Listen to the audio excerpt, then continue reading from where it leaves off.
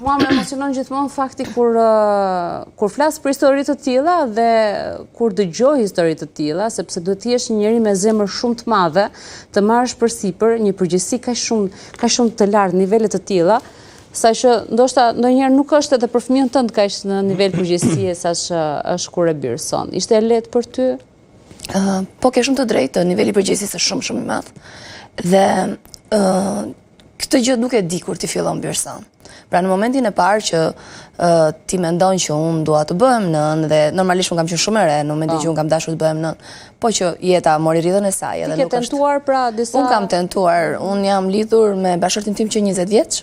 Vërtet. Kështu që normalisht ne i kemi pasur vitet, unë sot jam plus 40, i kemi patur vitet për tentuar edhe për të bërë prindër biologjik. Në një moment caktuar, problematikat e mia shëndetësore më ndaluan dhe më thanë, okay, ndalo. Pra ti po tentoje derisa po dëmtoje edhe shëndetin, po thua. Pikërisht, edhe kjo nuk është diçka që mund ta bëjë shumë vajza vetëm unë, po e kanë bërë shumë vajza të tjera. Domethënë, janë shumë vajza që tentojnë mbi 2, 3, 4 in vitro dhe normalisht pothuajse të gjitha kanë probleme hormonale, sepse IVF-i dhe dihet që është një ndërhyrje që ti i bën trupit pavarësisht procesi që është një proces normal etj, por normalisht gruaja fut kaq shumë hormone brenda trupit të saj sa normalisht të ketë ca rrugë që mund të çedime në shëndetin. Në rastin tim shëndeti u përkeqësua goxha edhe vendosa jo, unë nuk tentoj më të bëj një IVF apo një shtatzani normale. Në shëndetin tënd gjatë asaj periudhe? Pra që kur thua u përkeqësua goxha, pra çfarë ishin simptomat? Unë pata një prekje të mëlçisë, do të thënë nga hormonet, nga ilaçet e tjera, kisha një prekje të mëlçisë. Gjithashtu nga ndërhyrja e IVF-it mora një virus, i cili më dën shumë kohë që unë ta luftoj.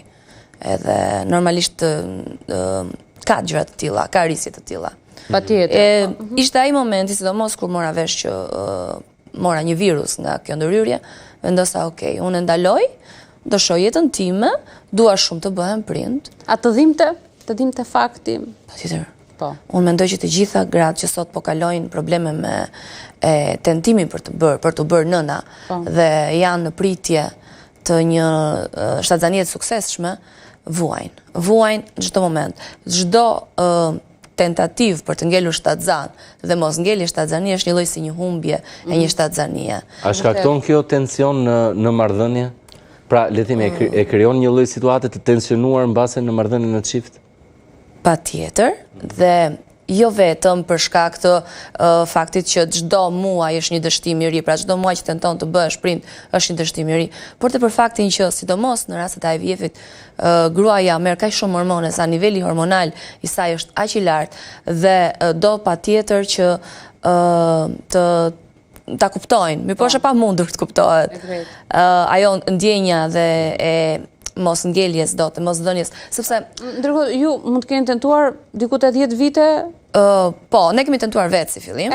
Sepse, okay, ishim të rinj, po pastaj pasi të kontaktuam me doktorë të ndryshëm, bëm disa lloj analizash, kuptuam që problematika unë pak a shumë e dija. Unë kur kam qenë e vogël, kam kaluar një tumor, kam bërë kemio dhe radioterapi dhe pikërisht 10 vjeç. 10 vjeç. Dhe pikërisht në sistemin limfatik. Okej.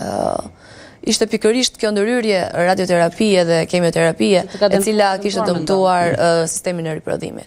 Dhe normalisht një farë meraku e kisha, patjetër që mund të ngelja shtatzan, po do duhej një punë shumë e gjatë dhe do duhej që unë përsëri të ushqeja veten time me hormone dhe me mjekime shtesë që unë nuk do doja ta vija në rrezik.